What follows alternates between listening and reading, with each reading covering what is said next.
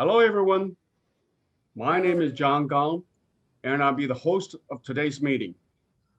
Our co-hosts are Professor Bartlett and John O'Brien. Thank you both.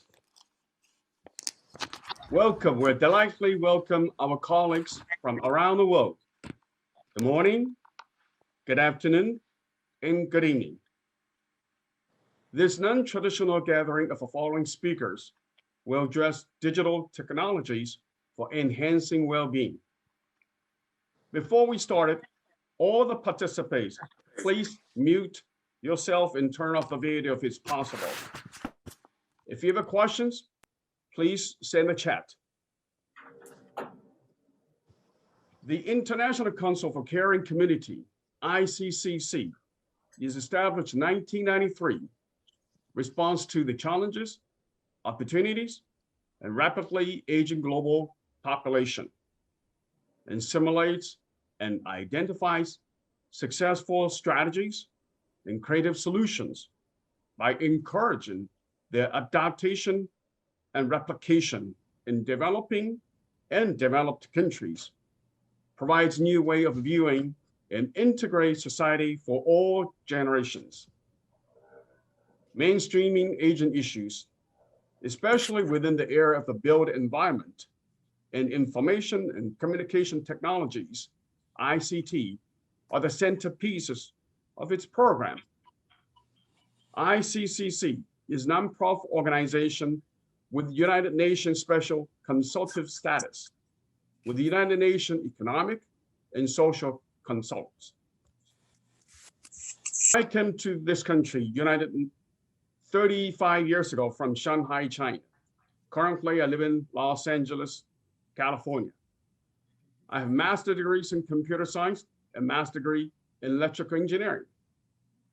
Although I'm president and CEO for several different companies, I'm always very passionate about my automation control and robotics control company.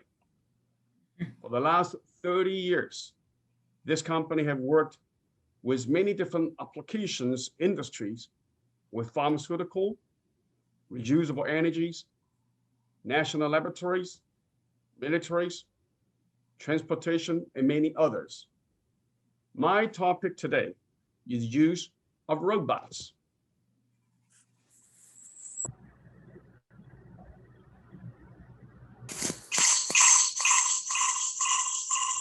In this short presentation, I'd like to give a little brief introduction, few concepts, and some of the applications.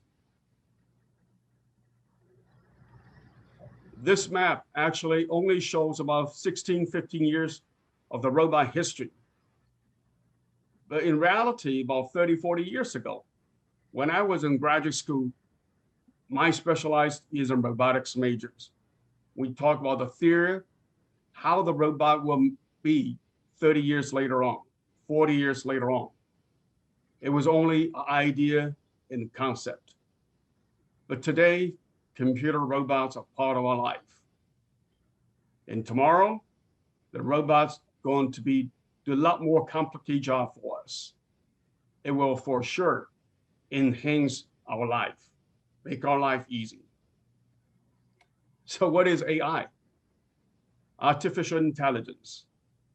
That's add a program intelligence so that a machine can think and react like humans and mimic their actions.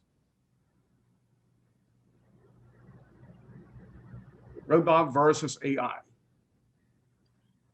Robot, they can do a routine task, but not all the robots have AI. AI just means they put the intelligence into a robot. A simple robotic arm can do a repeated job, pick up a box from one conveyor to the other, one location to the other, but did not react or adapt in any way. By adding a vision systems and program logic, the robot will be able to see the boxes and differentiate them based on color, size, and weights, and many on. More features added into the program logic in the robot can know and learns how to act in the changes. In today's robot, they have a fuzzy logic control and also self-learning capability. So they become little kids. They can learn it and they can adapt to the changes. Here are a few examples in our real life, especially in the healthcare senior homes. Automated exams. You saw a machine take the blood pressures, perform vision tests. The AI is added to perform diagnostics, vision prescriptions. Robotic surgeon. Robot can do some task, but repetitive task. If it is the surgery is not repetitive, then a robot cannot do it. So that's what the AI is added to it. With the vision system and the AI, the robotic surgery can do a beautiful job for each patient, each cases. Exoskeleton. The AI is built into the exoskeleton suit to help a man transition from wheelchair to walking. And the AI will allow the suit to know how to react and adapt to the movements. Robotic assistant. Help the elders, wheelchair patient run errands, perform some more complicated tasks. Patient monitoring. Elder care. Monitoring the health and make sure they receive the medications, maintain a diet. Laboratory automations. Believe it or not, automated lab equipment. They perform medical tests, fast and accurate. They're also using AI too. Artificial organs. This is only an example talking about the heart. The AI is used to adapt to the rate of the heartbeats based on people's needs, conditions, and there are a lot more artificial organs now. Pets provide the human companions, interactive with kids and adults.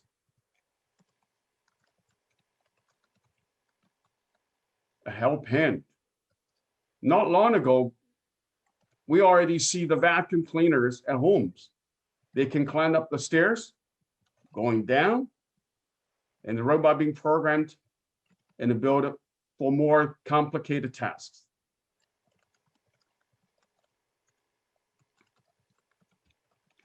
We only reach the tip of the iceberg. The idea we have not thought of will become a reality soon.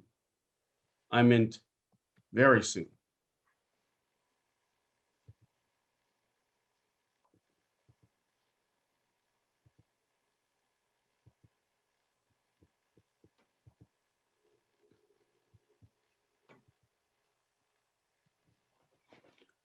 Our next topic is agent. Architect Anna Pokadina from Moscow.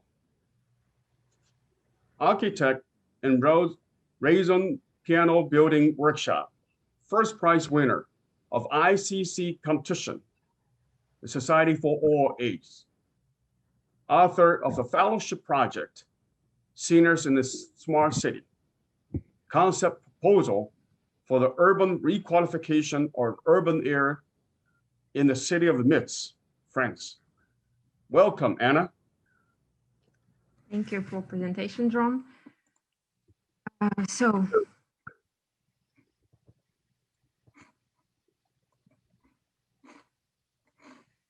Do you see my screen? Yes.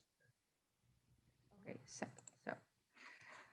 I will start with a short discourse about the new paradigm of living and working in the cities of all generations during and after the pandemic. And then I will forward with the presentation of my proposal for the urban regeneration of the area in the city of Metz in France. So let's see what's going on now after the time of after pandemic era. 2020 was a special year. It showed us many new priorities, new ways, and the new smartness. There are new tendencies which went out on the first row, which are linked to the work, nature, family, digital technologies, environment, and public spaces. This is a special point I would like to pay a bit more attention in the end of my presentation. The first tendency is an escape to the countryside. We can see that a lot of people are striving to live after this special year closer to the nature, to have accessibility to the gardens, parks, to be closer to the hospital and medical care, to have a bigger size of houses and number of rooms, to have in proximity supermarkets and other commerces, which gives a lot of positive aspects like being more nature friendly, pet friendly, have less traffic, contaminations. What about the elderly and how do their life changed during this period? Well, we can say that one of the biggest positive asset for elderly is that at that moment they were able to live with their family members. And for them is the very big advantage because they can feel appreciated, they can feel needed in their families. And that helps a lot to maintain inner ears and the health of these family members. The next point is a digital technology. It's something that was always with us, but this particular period showed that this could be a big help, which changed our life the way it was never before. Like Zoom and Skype meeting, as we are having now, was never so popular and so spread previously. And nowadays, it's one of the best way to connect with each other, to hold any kind of meeting, private or professional, able to spend,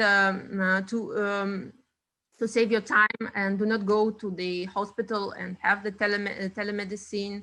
It gives a lot of possibility for elderly also to have some job, as there are new vacancies available and they don't require so many they don't have so many requirements as it was before for youth. So now elderly people can apply, for example, like a teacher or a consultant or advisor or any different position.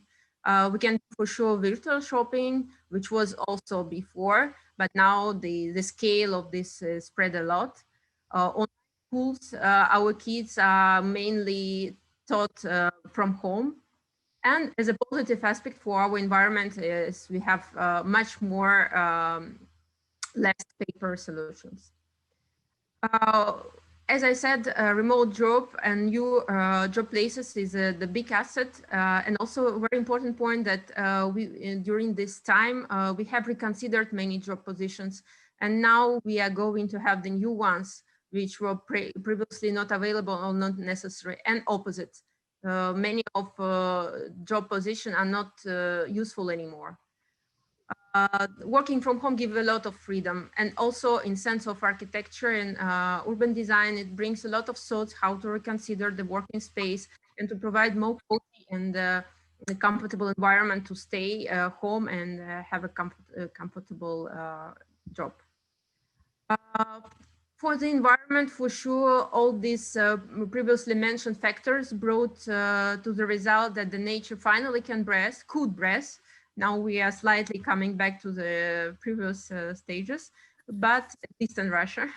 But environment said us big thanks during this period because there were much less traffic.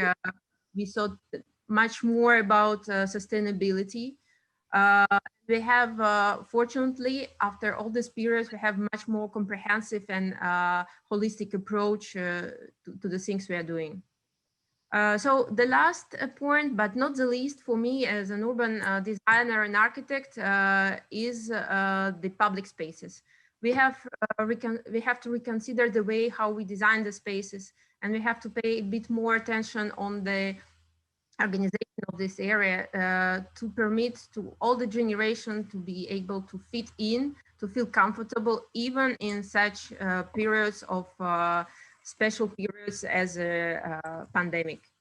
So now I'm going to show you the little video which I prepared as a presentation of my fellowship project as an example of a requalification of public as concept proposal for the city of Metz in France. Today I'm going to present you my new fellowship project, Seniors in a Smart City, placemaking strategy for the urban regeneration of public space in Metz, France. The research was divided into two parts, blue sky research and contextual analysis. First part was focused on the definition of elderly needs in a smart city and on the issue how their needs can be met in a rapidly changing world.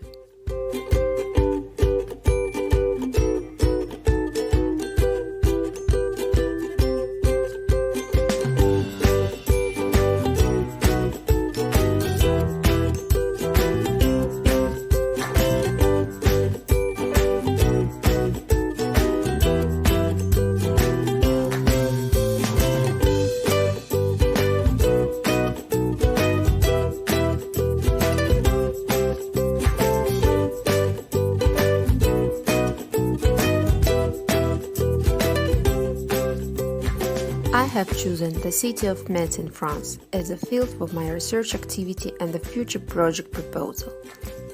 The project design idea is a solution for transformation of the central square in the downtown of the city, which currently occupied by parking, into the all-day event site and public destination for seniors and people of all ages.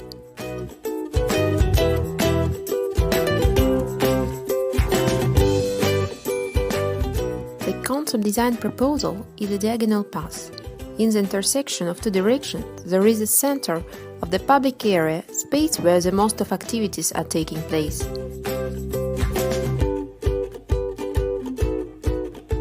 Central space of the square is a yard of the rectangular shape, planted by seasonal greenery.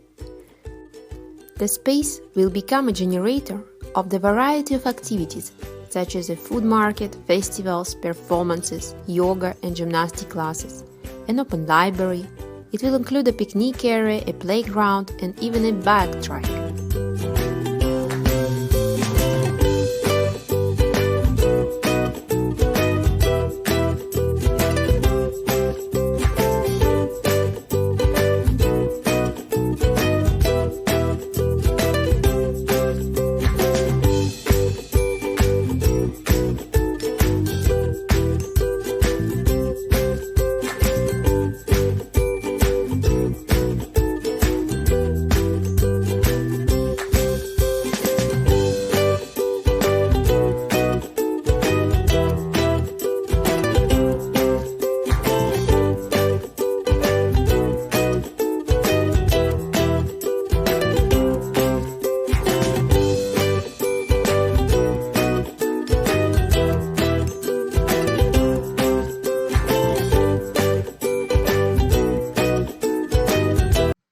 Okay. Thank you. All right. Thank you very much, Anna. Thank you. Let's move on to the next presentation.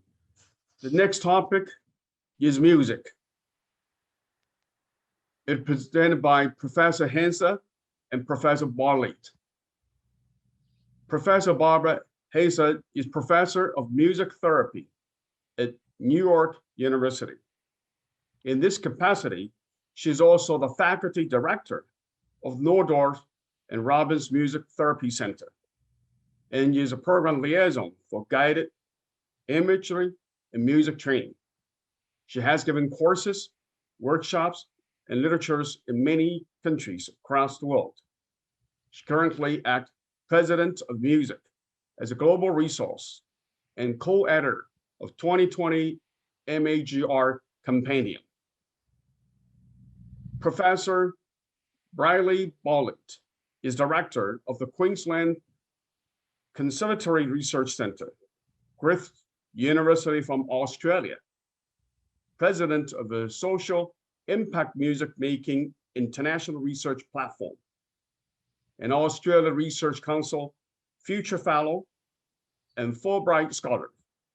She's one of the world's leading community music scholars whose research has advanced our understanding of the culture, social, economic, and educational benefits of the music and arts in the First Nations communities, prisons, world effect cities, educational and industry contexts. Welcome, Professor Haza and Professor Barley.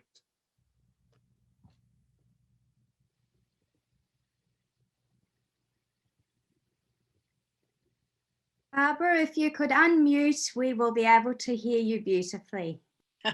Thank you.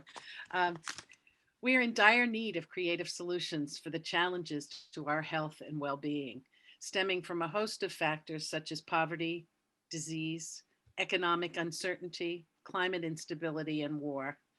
We are also at an unprecedented time in history as the world comes to grips with the far-reaching impacts of COVID-19 global pandemic. Music is a resource to effectively address these many issues. It's an innate, universal, cost-effective, and accessible language that all cultures relate to naturally. The Music as a Global Resource Initiative began through the International Council for Caring Communities in the early 2000s as one of its creative and innovative cross-sector solutions to solving world social issues and meeting the UN Sustainable Development Goals.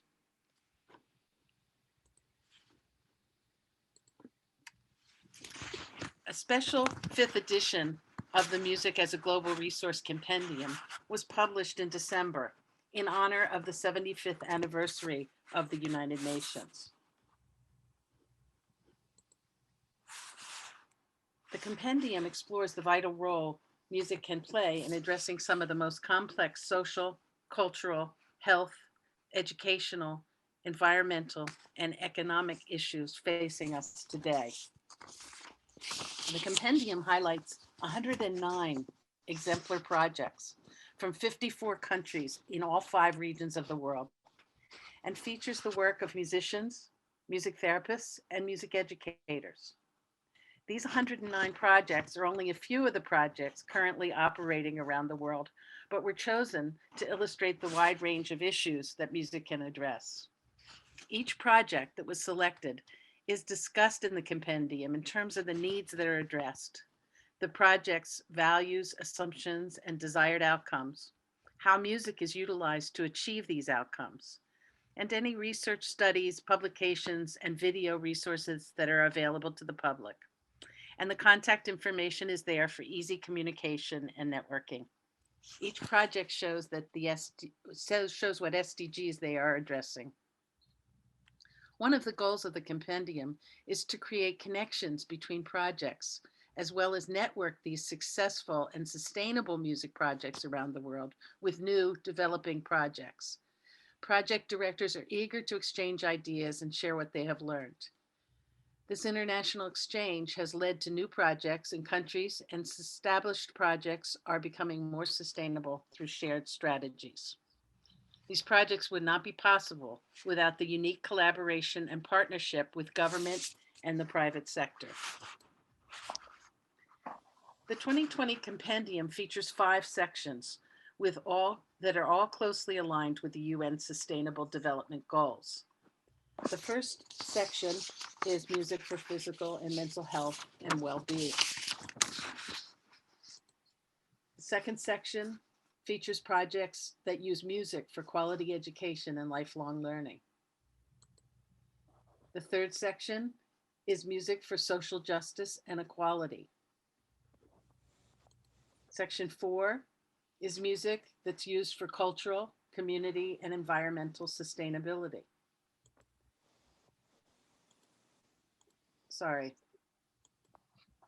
And the last section is music for peace building and surviving trauma. In section 4, there are examples of projects that are using music to deal with environmental sustainability. I'd just like to illustrate one of them, and hopefully you'll look at the compendium to see many of the others. I'm going to introduce the Climate Music Project from the United States. Science tells us that we must act now in order to avoid catastrophic outcomes in the decades ahead caused by climate change. And it is the communicating this urgency in a visceral, personal way that's at the core of the Climate Music Project's work. It does this by combining climate science and the emotional power of music to drive meaningful action. Each team consists of leading scientists, artists, technologists, and public policy experts. The Climate Music Project was founded in 2015, and in the last 5 years has reached thousands of people in 5 different countries via live and video performances, which range from musical genres to classical to pop. The project enables artists to create their own versions of climate music using the type of music that will motivate their own communities. The project is currently networking with a growing number of climate advocacy and action organizations that can help audiences to convert new insight and motivation into action. Music is familiar, accessible, and for most people much easier to relate to than scientific articles or lectures about the climate crisis. Scientists confirm that by reflecting insights from climate science through music, they are able to reach new audiences and engage them in a way that lectures and articles don't. The idea is that once positive emotions are activated, it is easier to engage the rational side of the mind on practical solutions. I want to now turn the discussion over to my co-editor, Dr. Bridie Lee Bartlett. Thanks so much, Barbara, and very warm greetings to you all from Australia. It's wonderful to be with you all this morning or this evening, and I'm certainly enjoying all of the presentations that we've had to date, from robotics to urban design to music, and I hope that you're all connecting the dots as we layer up the conversation. So building on what Barbara has said, when thinking about today's theme of music, well-being, and aging and ICT, many of the projects in our compendium certainly demonstrate the vital role that music plays in promoting health and well-being across all generations. These projects certainly align with the World Health Organization's long-standing determination of health as a state of complete physical, mental, and social well-being, and not merely the absence of disease or infirmity. So here the links between music, health, and well-being extend from managing illness towards much broader conceptualizations of music as a social determinant of health that impacts broader community well-being. One such example we wanted to share from our compendium is the Celebration Choir in Aotearoa, New Zealand. This music therapist-led community singing group offers choral singing therapy for adults living with acquired neurological conditions such as stroke, Parkinson's disease, and dementia. Now, as New Zealand's population ages, of course, the prevalence of neurological conditions will increase, resulting in a pressing need for accessible and effective therapeutic support, not only for these individuals, but also for their carers and broader communities. So this choir responds to this need by providing a program of music warm-up exercises and songs that support the participants in their voice, speech, language, and memory maintenance. But importantly, it also provides communal singing experiences that seek to reduce the social isolation and enhance the health-related quality of life of their participants. Now, we all know that social isolation and loneliness have dramatically heightened during the COVID pandemic, particularly in older and vulnerable populations most at risk.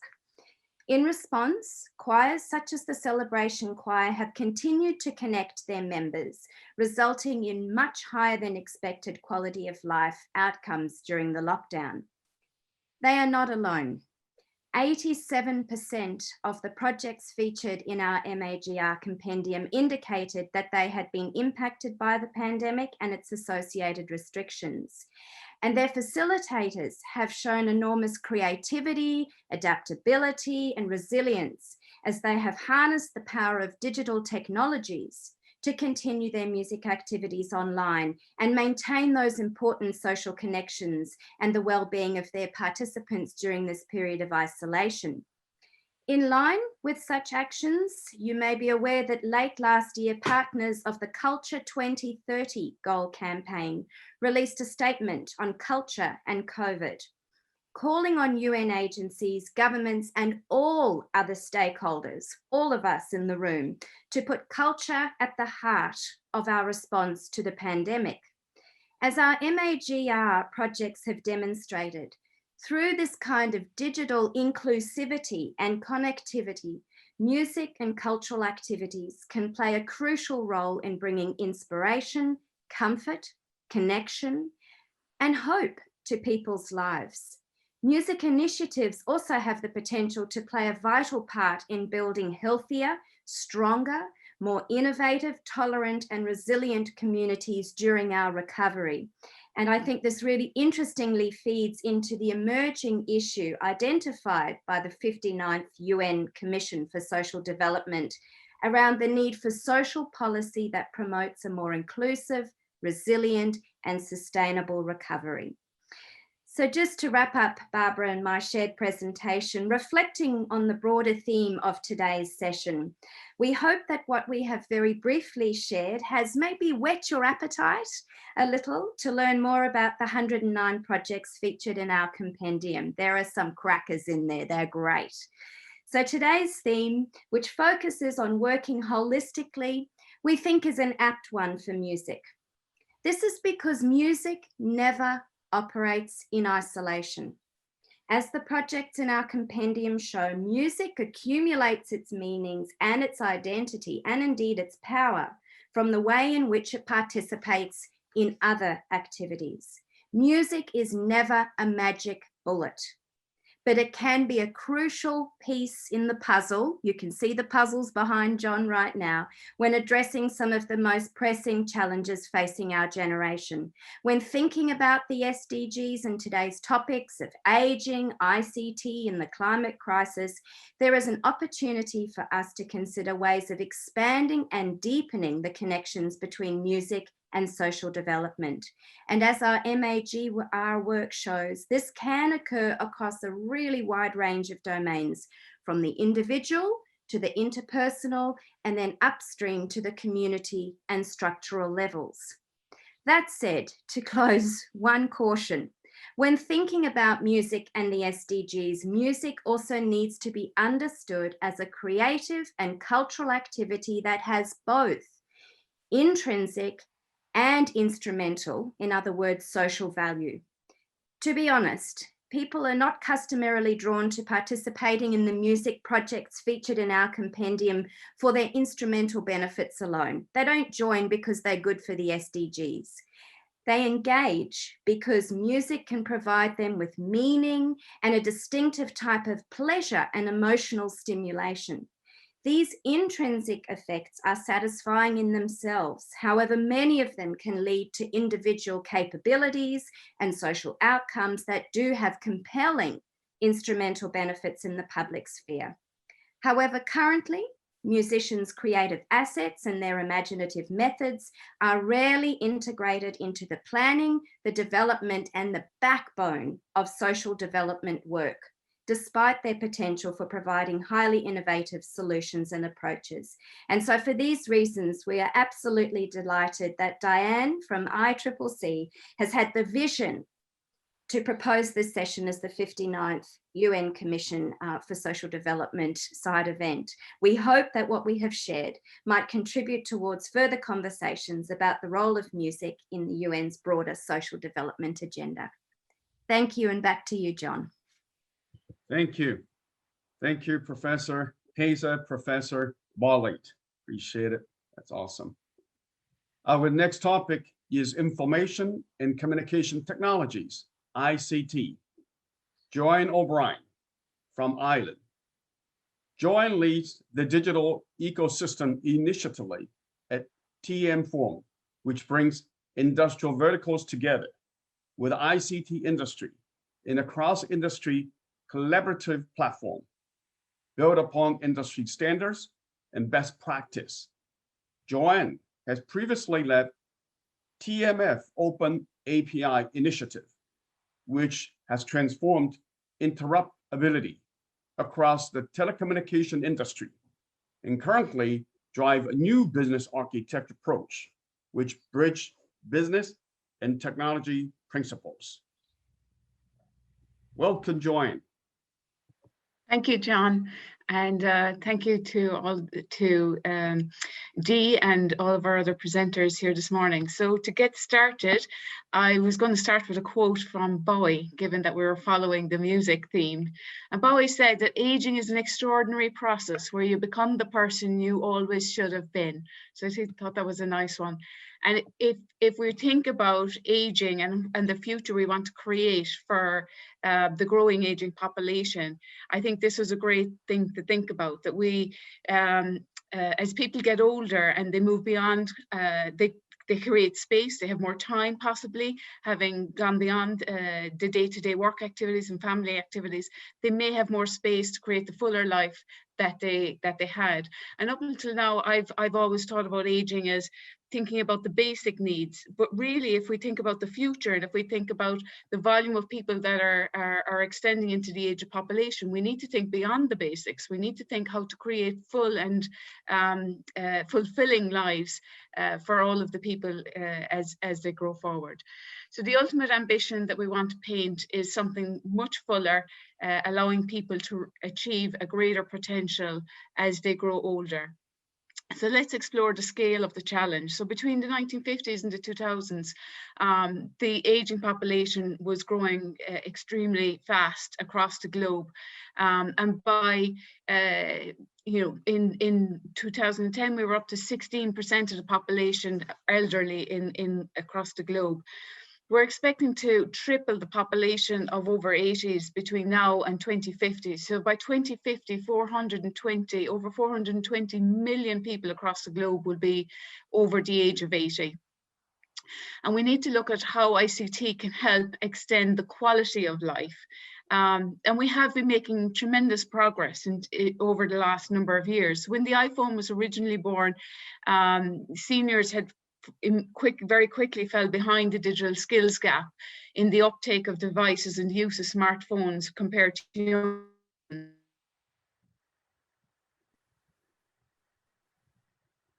but quickly or gradually, I should say, seniors caught up with that. And up until the point of the pandemic, they had been closing the gap between themselves and the actual, conducted a study of young seniors, those considered in the age of 65 to 74, before and during the pandemic. This age group have approximately 10 years of use of smartphones and applications before they have retired. So the results of this is very, very interesting, and it covers a scope of approximately 200 million seniors. And they found two major consequences as a result of the COVID-19 crisis on seniors and their use of technology. The first is that internet usage has accelerated during the pandemic. No major surprise there, but while seniors often suffered from isolation, loneliness, and being less mobile, they used their devices and internet as helpful tools to address some of these challenges. The second is that before the pandemic hit, seniors were gradually closing that smartphone gap between themselves and younger generations. However, when the pandemic hit and lockdown restrictions came in right across the globe, younger generations exponentially increased their internet usage. So there is some quite positive signs there from the research that Ericsson had done in the last year. Together, so with mobile networks, digital skills are crucial for seniors if they want to take advantage of developing tech solutions, many of which can improve the quality of life. in the long run, falling behind on internet skills can have negative effects on seniors. So when we think about how we improve the overarching fulfillment of life as we get older, we need to ensure that digital skills is part of that capability. We all know that, you know, appointments, even basic medical appointments now and services and buying products are all migrating online. So it really is becoming a bigger digital divide if we don't have digital skills as we get older. Almost all 9 out of 10 claimed that their devices and internet had helped them a lot during the crisis in one way or another in their daily lives, and as many as 3 or 4 have been supported through online contact with their friends and family. So things, and also with things like grocery shopping, delivery, online shopping, helping with exercise and accessing healthcare. 3 in 10 seniors said that they had downloaded some form of corona-related application due to the crisis, and 2 in 10 had used remote consultation apps and had been in contact with somebody in the health sector. Although it was still somewhat, while these are not bad statistics, they're also much lower than the statistics of younger generations. Seniors are also experiencing, those who are using the internet are now purchasing medical supplies over the internet. So the crisis has had an impact on their behaviour. Up to 20% of them had started or increasing purchasing medical supplies before the pandemic, whereas up to half post-pandemic. So as we look beyond COVID and look to the future, where we're talking about the 2 billion of seniors arriving, according to WHO, there'll be nearly 2 billion seniors over 60 by 2050. This would mean that the number has tripled since 2000.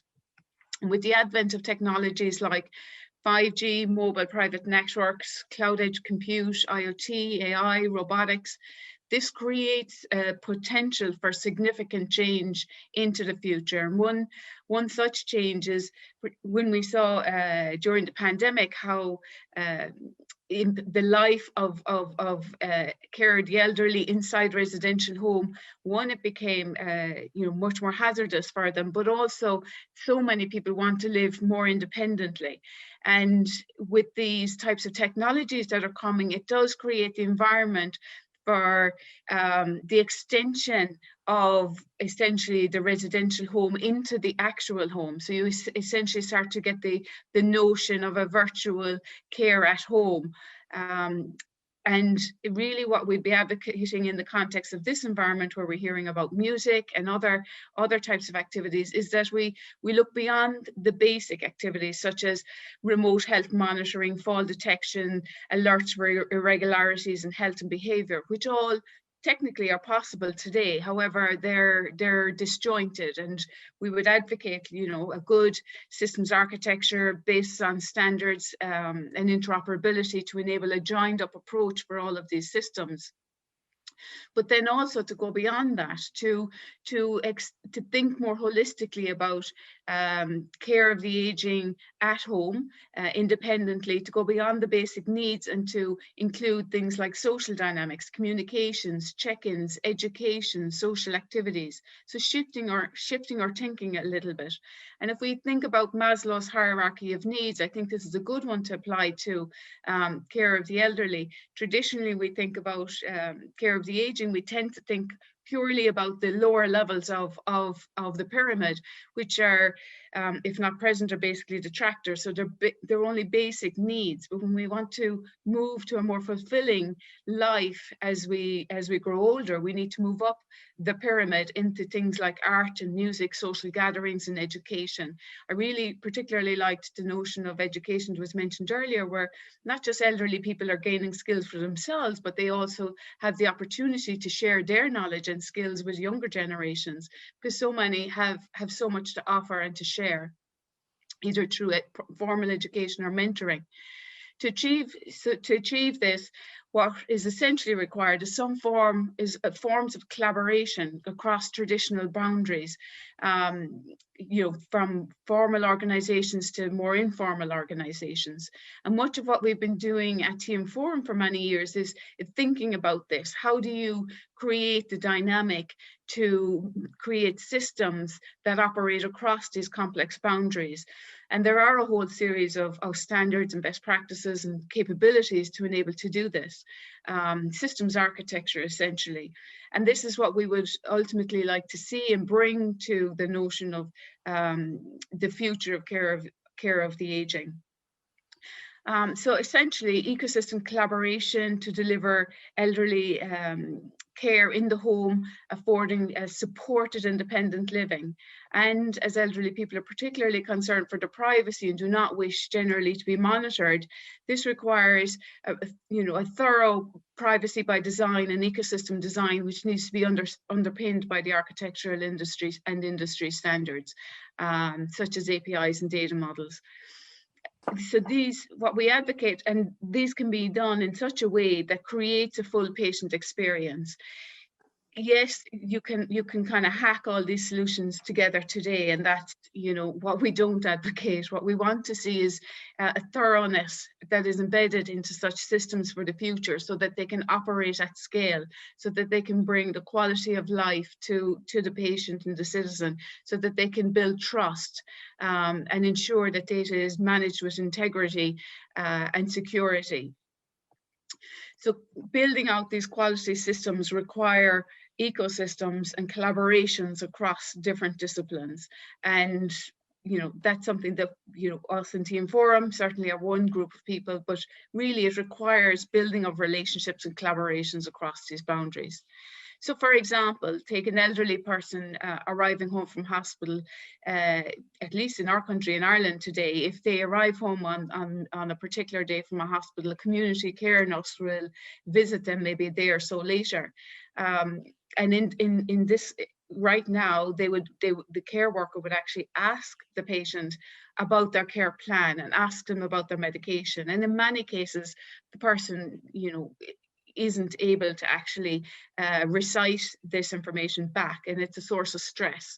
So what you want to be able to see in the future is the trusted sharing of medical data in such a way that the patient and the citizen feels like they're being taken care of, that the right information is shared with the right people at the right time to enable a much better and safer system. So as we look much further into the future, I mean, we can look forward to things ultimately like autonomous cars to take us to the parks for groceries and social settings, but that is some time away. Until then, in order to realize the next phase of care of the aging, I think an interdisciplinary approach around collaboration, ecosystem design built upon best practices and standards for interoperability and as such is really what we need. And if anyone is interested to learn more about how to architect, build and operationally manage as well an ongoing ecosystem collaborations platforms, by all means DM me, I'd love to hear from you. So to kind of round off, I believe because we can, we must. I think this will create a better society over the next number of years. It's an important thing to do. If we don't get ahead of this and actually start to create these types of systems and not leave it to basic hacking together of solutions which never work together, then I think we will create an architectural mess, really, and we will continue. We'll hear again in 10 years' time still complaining about systems not talking to each other and interoperating with each other. So let's try and get ahead of it. Let's work together and collaborate. Let's help more people live a more fulfilling life in their older years, and as Bowie said, become the people that they should always have been. Thank you. Thanks to Diane and the whole team for the opportunity to talk today. It's really very, very interesting project. Thank you very much, Joanne. Thank you. Our next speaker, actually, he's from Tanzania. He has hard time to log on to the system. He's architect Nabil Abdullah from Tanzania. Nabil graduated with a master's degrees in architecture in Ahi University in Dar es Salaam, 2020. Currently seeking for the PhD enrollment in the same field. He specialized in computer-aided design, focusing on building information modeling. His research institute are architecture theory, history, critical studies together with aging and urban transformations. He also explored ways, in particular paper, for affordable building construction through robotics 3D printing. Let me try to see if I can bring his presentation online through the, excuse me, through the YouTube. He has hard time to load it in.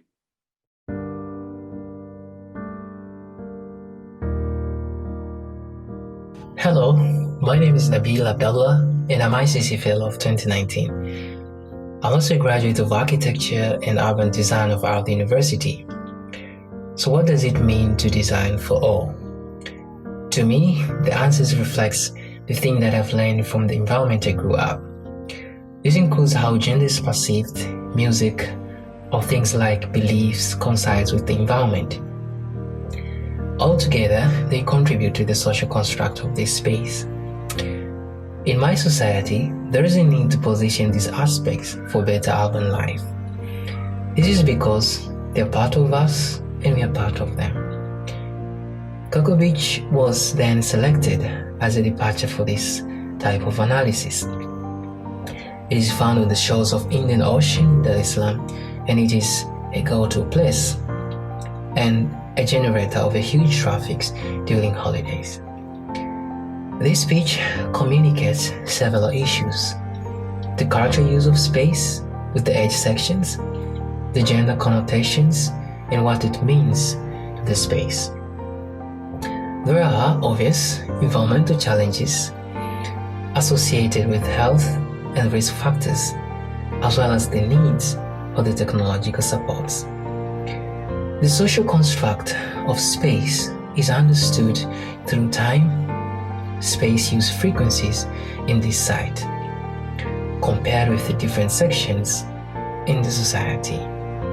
Similarly, the activeness suggests the aspects of functionality, which provides clues about the subjective nature of uses through points distribution.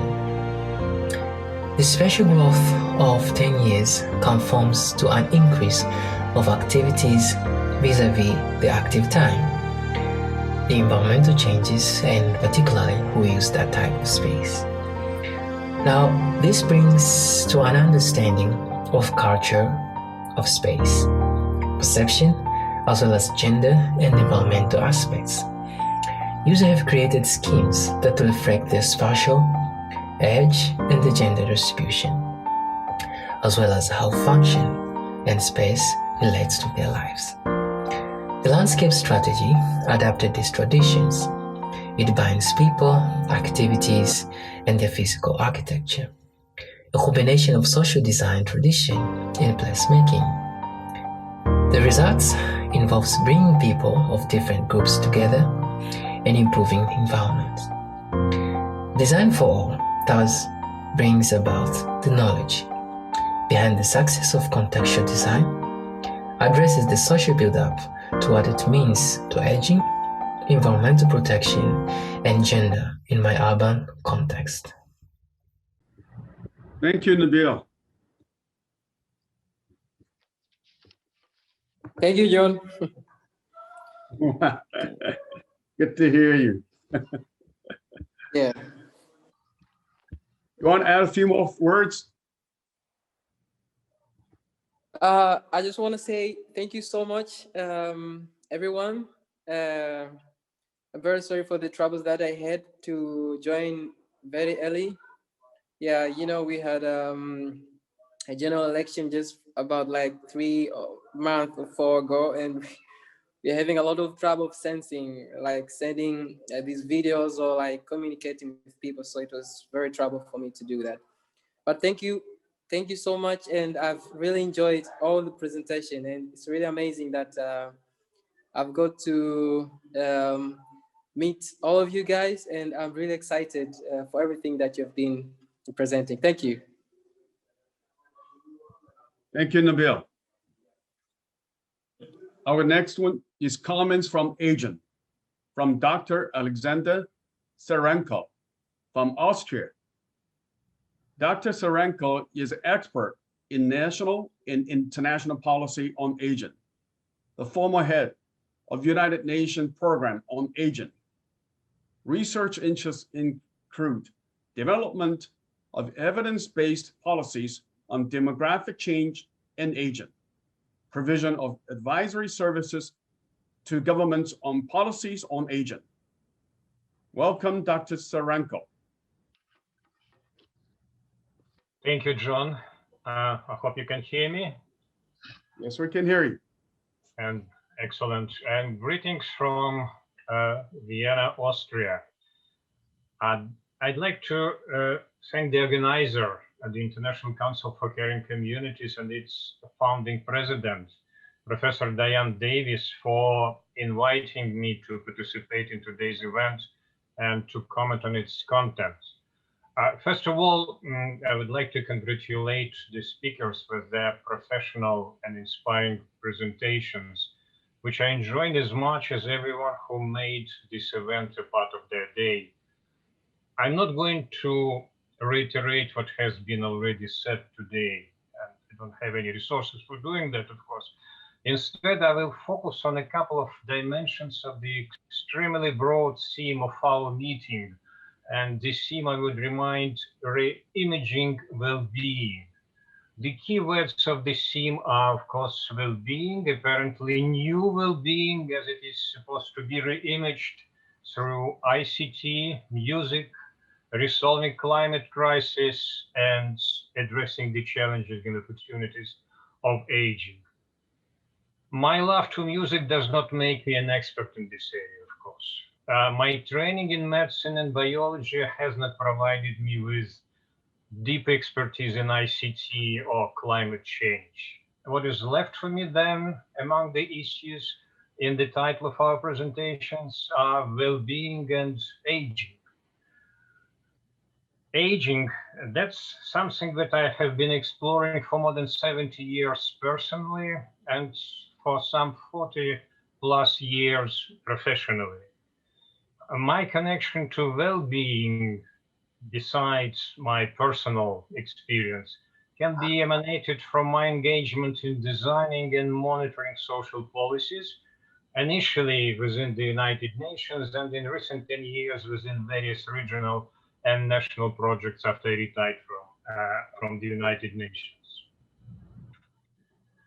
Here's the take-home message from my comments. The 2030 Agenda for Sustainable Development, with a collection of 17 interlinked global goals, has been in implementation for 5 years, as we all know. COVID-19 has significantly impacted the process of reaching the Sustainable Development Goals. Renewed efforts are needed with better adjusted approaches and new models. Several of them were highlighted today at our event by the presenters. In addition to polishing and sharpening the implementation tools, it is high time to revise the 2030 agenda. Let me briefly elaborate this message focusing on well-being and aging. The theme of our event echoes the priority theme of the 29th session of the Commission for Social Development, which is currently in session and started its work yesterday. Here is the theme: socially just transition towards sustainable development, the role of digital technologies on social development and well-being of all.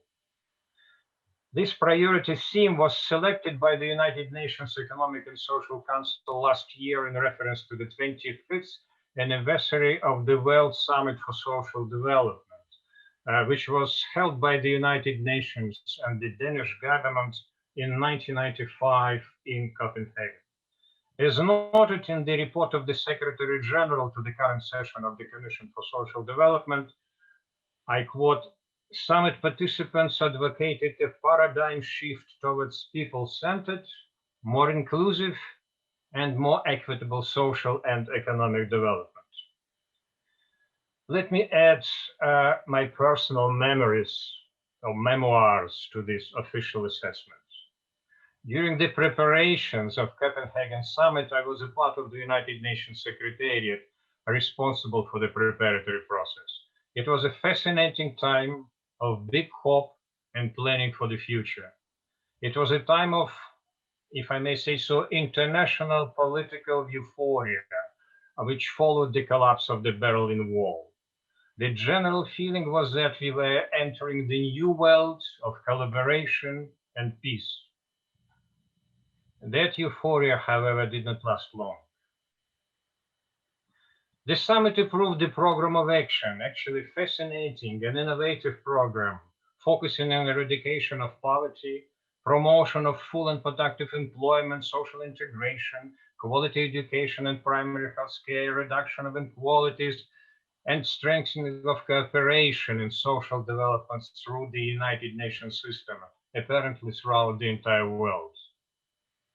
5 years later, the United Nations Millennium Summit approved a set of the Millennium Development Goals, MDGs.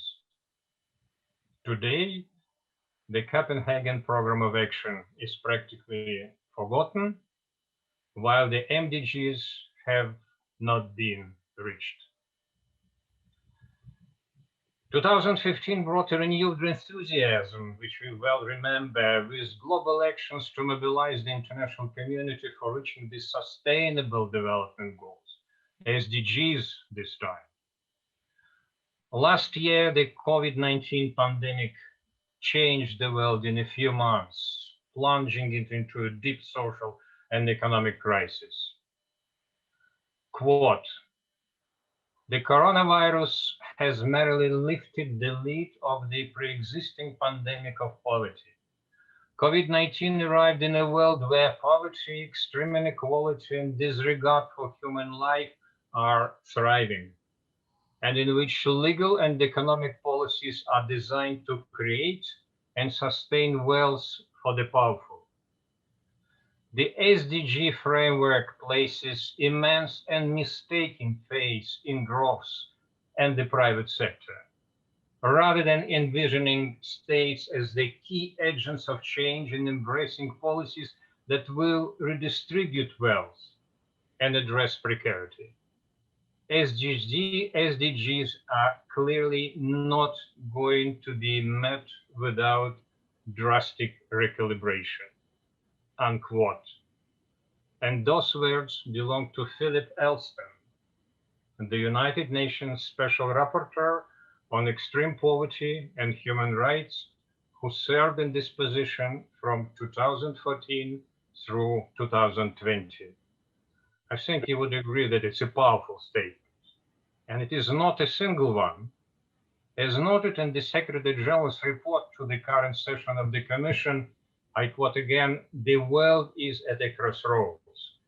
With 10 years left to complete the implementation of the 2030 Agenda, the COVID-19 pandemic is posing unprecedented and multifaceted challenges to social development, the well-being of people worldwide, hitting those in vulnerable situations the hardest.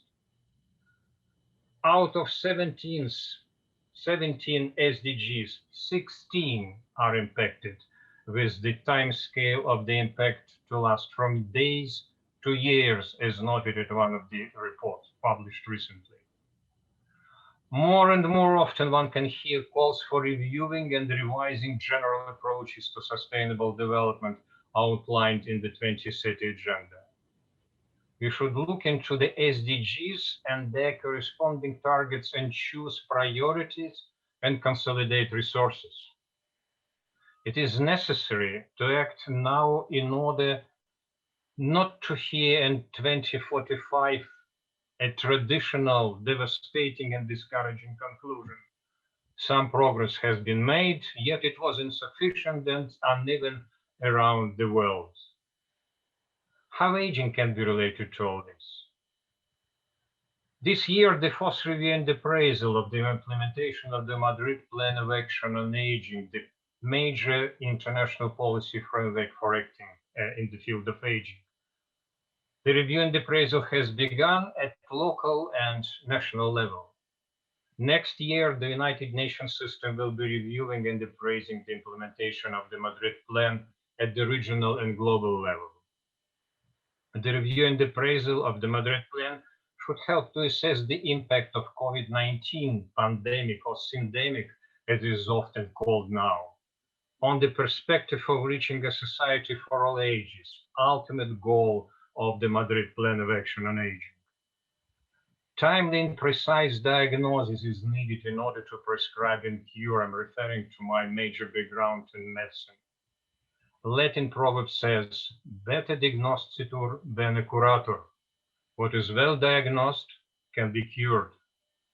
We need a precise diagnosis and an appropriate, timely, radical, and long-term, not palliative care. Thank you for your attention. Back to you, John. Thank you. Thank you, Dr. Sidorenko. Our closing remarks by Professor Diane Davis.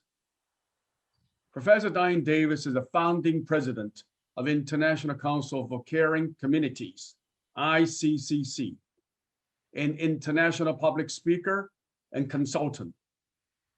Professor Diane Davis specialized in integrated products and services for hospitality, healthcare, educational industries.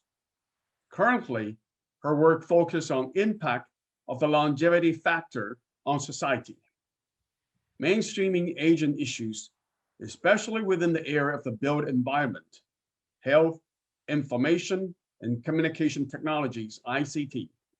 She has developed unique cross-sectoral dialogues for local authorities and international decision makers held at the United Nations Windsor Castle, UK, and other international venues. Let's give a warm welcome to Professor Diane Davis. Thank you, John.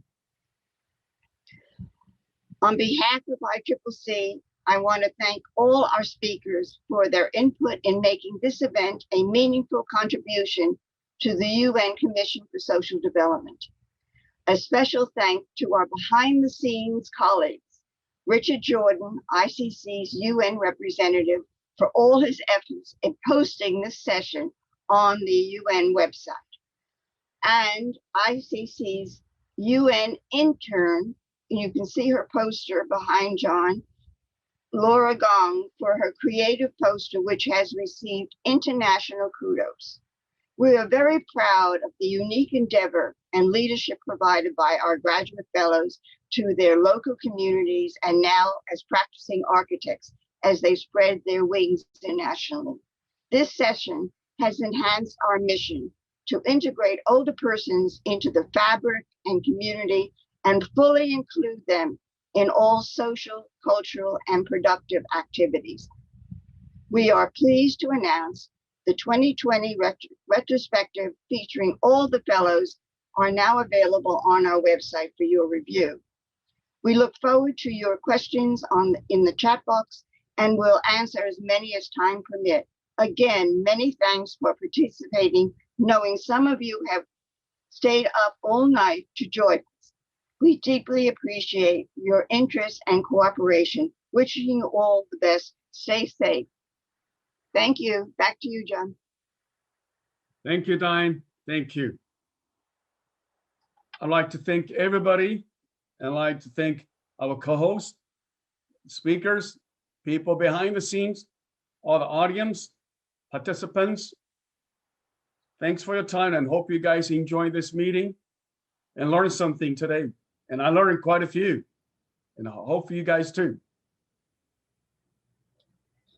Joan, do we have time for any questions in the chat box? We have 1 minute. Okay, one question to go. Yes, hello. I have a question. I will try to make it quick. And first, I'd like to say thank you so very much to Dr. Diane Davis for this invitation. And then thank you to everyone who had presentations. They're very informative. Thank you. My question is directed specifically in urban design to Anna. And in regards to her presentation and everything that she covered, there was one area that I did want to ask her if she had found either in her own research or doing research, whether or not there's an area that addresses the elderly or the growing aging population who are also taking care of another elder, either a parent or someone. And I use myself as an example. I'm in my 60s, so I am one of the older growing population of the baby boomers. However, I have primary care for an elder who's in her 80s, close to 90. So I haven't heard that much in the urban design in terms of integrating that population, that component. And that's specifically directed at Anna, if she wouldn't mind. Thank you. Thank you. Or anyone else in urban design who would care to address it. Thank you very much for your question. During the phase of the design, particularly in my project, I was paying attention that this design will be suitable for all ages. Particularly, we plant the green areas. We developed areas for sittings. We thought about the way how people who are living in this district could feel themselves. And particularly in my case, just in front of this piazza, of this square, there is a gerontological hospital. It's a hospital for elderly people. So particular to your question, there are people elderly who live there and who treated there, and the kids that could be also quite aged, they come to visit them. And in front of this hospital, they have a public area where they can rest, they can spend time together. So I don't know if I answer directly to your question, but for sure we were thinking about the way how older generation could feel in this public area. Okay, yes, you have answered. Thank you very much. I appreciate it. Thank you. Thank you. Thank you very much, everyone. I understand you may have excuse me, more questions, but due to the time limit, I'd like to close this meeting and thank you everybody for the participating. See you next time.